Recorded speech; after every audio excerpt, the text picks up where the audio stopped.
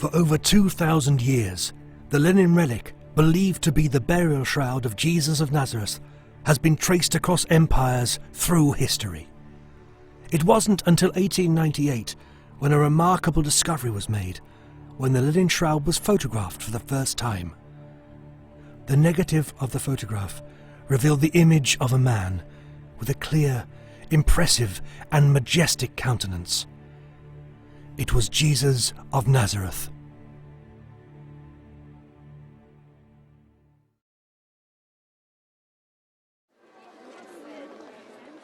In April 2010, the city of Turin became the centre of world attention.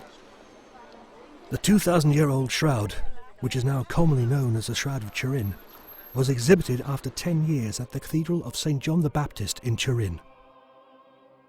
Hadhrat Mirza Masroor Ahmad, Khalifatul Masih V, head of the worldwide Ahmadiyya Muslim Community, visited Turin to see the Holy Shroud during his tour of Europe.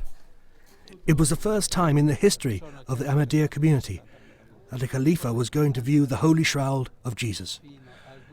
Upon reaching the cathedral, His Holiness was greeted by Monsignor Giuseppe Giabatti, President of the Turin Archdiocese Commission on the Shroud. He gave a brief introduction to the shroud, and then took His Holiness to the Royal Chapel, where the relic is exhibited on an altar in a large glass case. Measuring approximately 4.5 meters by 1 meter, the linen shroud has a faint yet distinctive yellowish image of a front and back view of a man with his hands folded. The two views are aligned along the mid-plane of the body and point in opposite directions. For Ahmadi Muslims, the Shroud of Turin is potentially a key piece of evidence to prove that Jesus Christ survived the crucifixion. There have been several scholars and scientists who have come to the conclusion that the man wrapped in the Shroud of Turin had survived the crucifixion. The anatomical accuracy of the blood flows and injuries have astounded researchers and made it even harder for people to believe it a work of a forger, especially because the photographic image of a negative character that it bears was already impressed on it many centuries before the difference between negative and positive was discovered.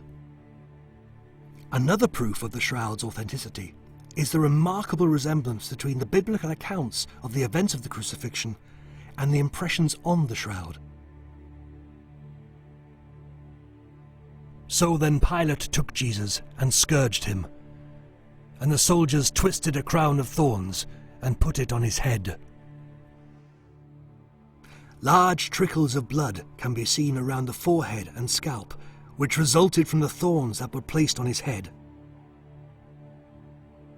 The hands were not pierced through the palms, as usually depicted in medieval art, but through the wrists, the only suitable place to support the weight of a body.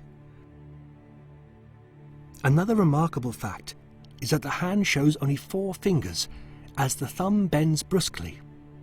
According to medical experts, this was a direct result of a nail in the wrist, and is consistent with this trauma.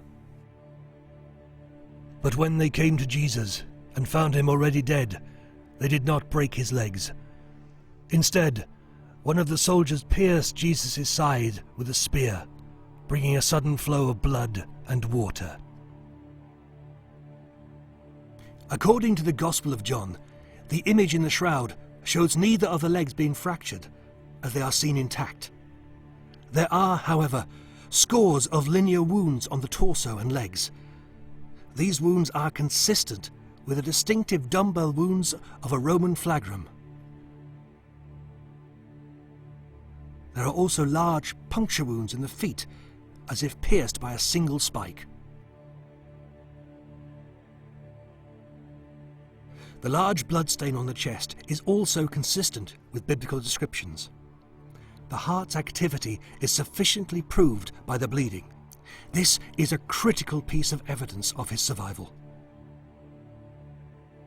Streams of blood can be seen down both arms. The blood drippings from the main flow occurred in response to gravity at an angle that would occur during crucifixion. There are 2 dark parallel lines caused by the fire of 1532 in the Sainte-Chapelle of Chamonix in France, where the shroud was kept. These lines run lengthways and are intersected by 29 roughly triangular holes surrounded by scorch marks. In addition, there are marks left by the water used to put out the fire in 1532 and on other occasions. Another proof linking the shroud to Jesus are the tests on the pollens identified on the shroud, confirming the supposition that it has passed through the regions of Palestine and the Middle East. The studies and scientific research that have been carried out on the shroud for nearly a century prove that the warmth of the body, in conjunction with other chemico-physical reactions due to the aloe impregnation, produce a negative imprint of the body, the snapshot, which has preserved the details of Jesus' crucifixion for posterity. The imprints on the shroud not only bear the image of a man who appears to have suffered physical trauma in a manner consistent with crucifixion, but also consistent with the biblical accounts of the torture of Jesus. After the viewing, the director took His Holiness to the cathedral and onto the library.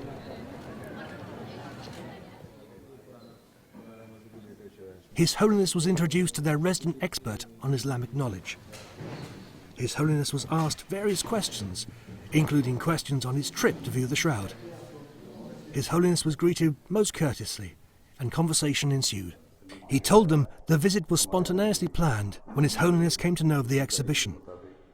He told them that we definitely consider this cloth to belong to Jesus, peace be on him. We believe when the Jews wanted to crucify Jesus, God saved him, and the founder of the Ahmadiyya Muslim Community has proved this in his book, Jesus in India, that Jesus survived the cross, and this cloth is not a testimony of his death, rather it is a testimony of his staying alive, escaping death on the cross.